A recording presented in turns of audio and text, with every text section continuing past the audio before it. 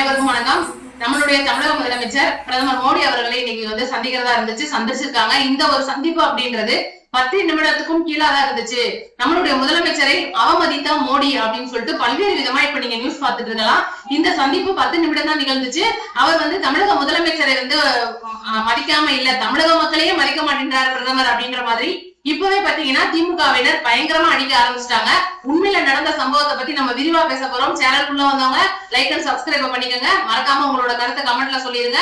இந்த வீடியோவை 4 பேருக்கு ஷேர் பண்ணி விடுங்க. வீடியோவுக்கு லைக் பண்ணிருங்க. இப்ப பாத்தீங்கன்னா தமிழக முதலமைச்சர் பல்வேறு கோரிக்கைகளை வலியுறுத்தி நம்மளுடைய பிரதமரை சந்திக்கிறதா இருந்து இன்னைக்கு தமிழ்நாடு இல்லத்துல இருந்து கிளம்பி போயிருக்காரு. கிட்டத்தட்ட அவர் கூட நிறைய தலைவர்கள் எல்லாம் போயிருக்காங்க. பிரதமர் மோடி அவர்கள் கூட பாத்தீங்கன்னா அவருடைய பாதுகாவலர் கூட இல்லாம தனிப்பட்ட அறையில தான் முதலமைச்சரும் பிரதமரும் சந்திக்கிறதா இருந்துச்சு.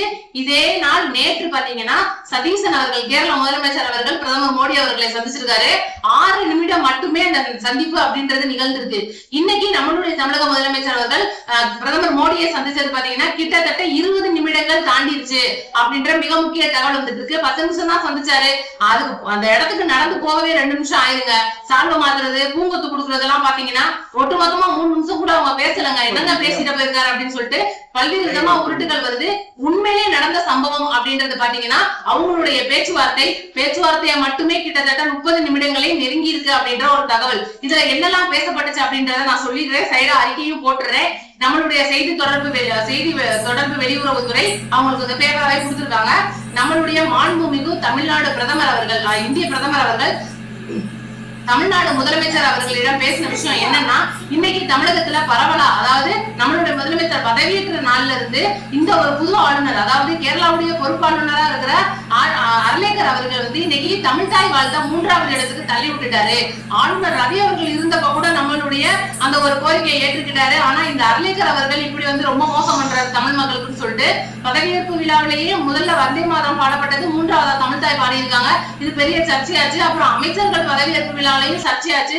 ஏகப்பட்ட விஷயங்கள்ல தமிழ்தாய் வாழ்த்து பின்தங்கிக்கிட்டே வருதுன்னு சொல்லி கூட்டணி கட்சிகள் உட்பட ஒட்டுமொத்த தமிழக மக்களின் ஒரு மனச வழி கொடுக்கிற விதமா அது அமைஞ்சிச்சு. இத பத்தி முதல் மனுவா கொடுத்திருக்காங்க. இனிமேலும் தமிழகத்துல எந்த ஒரு நிகழ்ச்சியும் போதும், அரசு நிகழ்ச்சியும் போதும் தமிழ்தாய் வாழ்த்து முதலில் ஒழிக்கப்பட வேண்டும் அப்படின்ற முதல் கோரிக்கை. அடுத்து 2வது கோரிக்கை என்னன்னு பாத்தீங்கன்னா, இன்னைக்கு தமிழக மீனவர்கள் நிறைய பேரை இலங்கை கடற்படையினர் படகுகளோட கைது செஞ்சிருக்காங்க. கிட்டத்தட்ட 55 மீனவர்கள் அங்க சிறையில இருக்காங்க.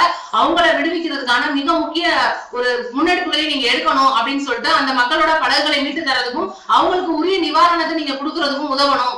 இனிமேல் இலங்கை இந்த மாதிரி பண்ணாம இருக்கிறதுக்கு நீங்க முன்னெச்சரிக்கை நடவடிக்கைகள் எடுக்க வேண்டும் அப்படின்ற ஒரு மிகப்பெரிய விஷயம். இன்னைக்கு பாத்தீங்கன்னா அதை விட 3வது பாயிண்டா, கர்நாடகால ஒரு மேகதாது அணை அப்படின்ற பெரும் பஞ்சாயத்து, பல ஆண்டுகளா போயிட்டு இருக்கிற பஞ்சாயத்து, இந்த இப்ப பதவியேற்ற டி.கே. செல்வகுமார் அவர்கள் பூமி பூஜை எல்லாம் போட்டு மேகத்தட்டு அப்படின்ற இடத்துல அணை கட்ட போறோம்னு உறுதியாகவும் சொல்லி இன்னைக்கு ஏகப்பட்ட சர்ச்சைகளை கிளப்பிட்டு இருக்காரு.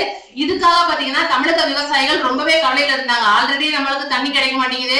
தண்ணி கிடைக்காதனால எங்கெங்கயோ எடுத்து ஊத்தி அதிகமா விலைவாசி ஏறிடுது. நீ தண்ணியே பஞ்சம் அப்படின்ற மாதிரி ஆயிடுச்சுன்னா என்ன பண்றது? இன்னைக்கு தமிழக அரசு கூட இருக்கிற கூட்டணி கட்சியில இருக்கிற காங்கிரஸ் தானே ஆண்டுட்டு இருக்கு. ஏன் விஜய் அவர்கள் வாயவே திறக்க மாட்டேன்றாங்க அப்படின்னு பல்வேறு விதமா இன்னைக்கு எவ்வளவோ தாக்கி பேசிட்டு தான் இருந்தாலும் கூட இது முழுக்க அரசியல் சார்ந்த ஒரு நகர்வாக தான் பார்க்கப்படுது. இன்னைக்கு மேகதாதுவா இருக்கட்டும், காவிரி முல்லைப்பெரியாறு இருக்கட்டும், எல்லாமே இந்த தண்ணி பிரச்சனையை வச்சுதான் இந்த அரசியல் அப்படின்றது ஓடிட்டு இருக்கு. அப்ப இந்த விஷயத்தெல்லாம் பத்தி இன்னைக்கு பிரதமர் அவர்கள்ட்ட நம்மளுடைய முதலமைச்சர் அவர்கள் தெளிவா எடுத்து பேசியிருக்காரு. இவ்வளவு பிரச்சனையும் நீங்க சரி பண்ணணும் அப்படின்ற ஒரு தகவலையும் கொடுத்திருக்காரு. இதுக்கு மோடி அவர்கள் என்ன செய்ய போறார் அப்படின்றதுதான் மிகப்பெரிய கேள்வியா இருக்கு. ஆனா அவங்க பேசி முடிச்சு கையோட இப்ப தமிழக முதலமைச்சர் தமிழகம் இல்லம், அதாவது டெல்லியில இருக்கிற தமிழக இல்லத்துக்கு கிளம்பிட்டாரு. ஆனா இன்னமும் பாத்தீங்கன்னா இப்ப அவங்க பேசினது அதெல்லாம் கிடையாது, சும்மா கதை பேசிட்டு வந்திருக்காங்க அப்படின்ற மாதிரி இன்னைக்கு டிஎம்கே ஐடி நீங்க நீட்டை பத்தி பேசுனீங்களா, நீட்டு பிரச்சனை நீங்க எவ்வளவு தூரம் போயிட்டு இருக்கு அப்படின்னு கேட்கும்போது இன்னைக்கு நம்ம அவங்க கிட்ட கேட்கிற ஒரு கேள்வி, ஆண்டு 5 வருஷம் நீங்க என்னத்த பண்ணிட்டு இருந்தீங்க, கோமால இருந்தீங்களா? இன்னைக்கு இந்த பிரதமர் அவர்கள்ட்ட நீட்டை பத்தி பேசுறதுக்கு நேரடியாவே அவர்கிட்ட போன் கால் மூலியமாகவும் நேரடியாகவும் மனுவுல 4வதா குறிப்பிட்டிருக்காங்க. இந்த விஷயம் யாருமே பேசல.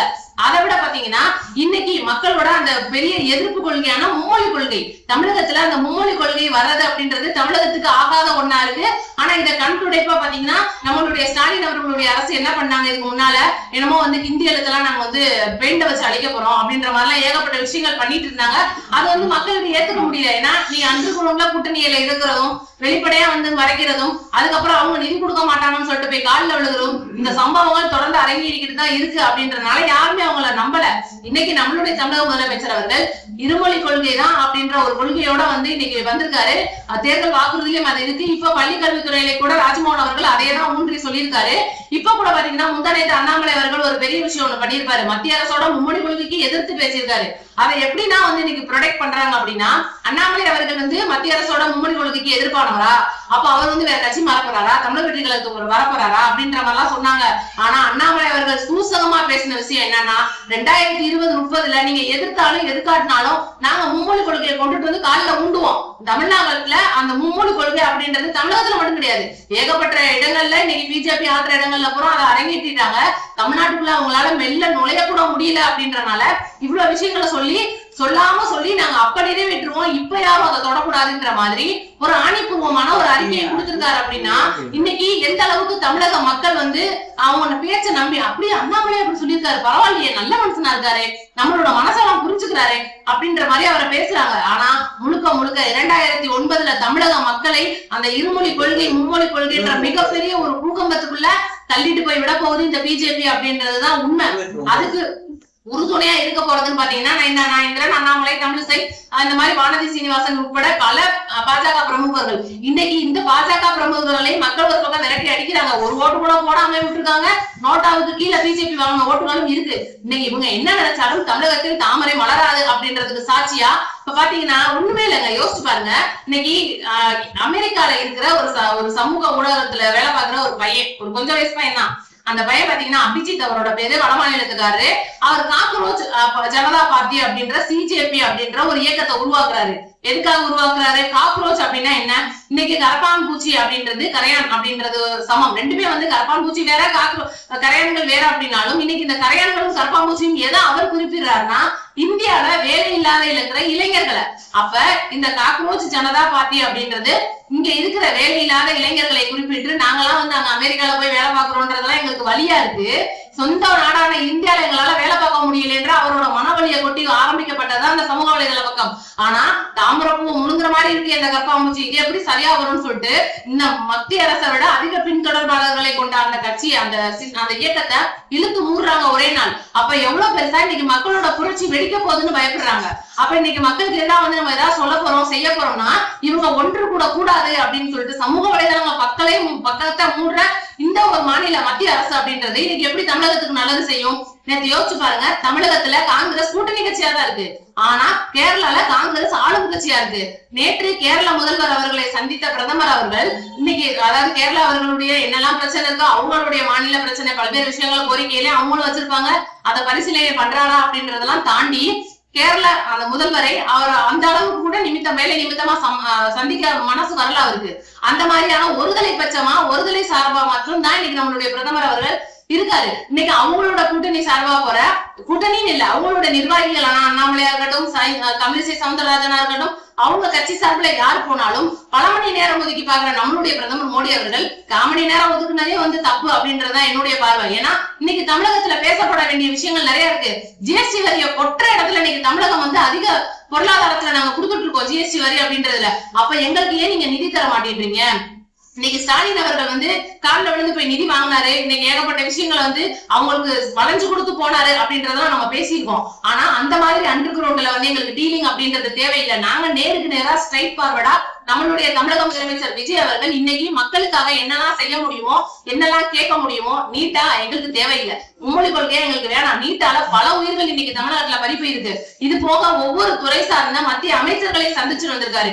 இந்த ஒரு சந்திப்பு அப்படின்றது கண்டிப்பா இது இன்னையோட முடிய போறது இல்ல, நாளைக்கும் தொடருது. டெல்லியில பாத்தீங்கன்னா இன்னைக்கு அந்த பிரதமர் மோடி அவர்களை சந்திச்ச கையோட நம்மளுடைய தமிழக முதலமைச்சர் வீட்டுக்கு வந்துட்டாரு, அதாவது தமிழ்நாடு இடத்துக்கு வந்துட்டாரு. நாளைக்கு பாத்தீங்கன்னா அவங்களோட கூட்டணி கட்சியில இருக்க போற ராகுல் காந்தி அவர்கள், சோனியா காந்தி அவர்கள், மல்லிகார்ஜுன கார்கே அவர்கள் இந்த மாதிரி நிறைய பேரை சந்திக்கிறதா இருக்காரு. ஒருவேளை நேரம் கொடுத்தா ஜனாதிபதியையும் சந்திக்கிறதா இருக்காரு. இது ஒரு பக்கம் இருக்க, இன்னைக்கு தமிழகத்துல நிறைய பேருக்கு பத்மபூஷன் விருது அப்படின்றது கொடுக்கப்பட்டிருக்கு. இந்த விருதுக்கு வந்து ஏன் நம்மளுடைய தமிழக முதலமைச்சர் வாழ்த்து தெரிவிக்கல அப்படின்னு சொல்லிட்டு நயினார் நாகேந்திரன் அவர்கள் ஏன் பாராட்டுறதுக்கு நம்மளுடைய முதலமைச்சருக்கு மனம் இல்லையா அப்படின்ற மாதிரி ஏகப்பட்ட கசப்பான கேள்விகள் எல்லாம் கேட்டிருக்காரு.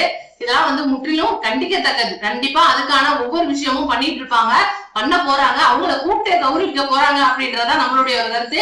அதை விட பாத்தீங்கன்னா நம்மளுடைய நேயர் எல்லாருக்குமே நாளைக்கு பக்ரீத் வரனால எல்லாருக்கும் பக்ரீத் நல்வாழ்த்துக்கள். நம்மளுடைய தமிழக முதலமைச்சர் மற்றும் பல்வேறு கட்சி தலைவர்கள் வந்து வாழ்த்துக்கள் சொல்லியிருக்காங்க. நம்மளுடைய கமெண்ட் பாக்ஸ்ல உங்களுடைய கருத்துக்களை சொல்லிருங்க. நம்மளுடைய வீடியோ ஒரு 4 பேருக்கு ஷேர் பண்ணி விடுங்க. இன்னும் அதிக நியூஸோட அடுத்தடுத்த அப்டேட்டோட வந்துட்டு நோட்டிபிகேஷன் ஆன் பண்ணி வைங்க. நன்றி, வணக்கம்.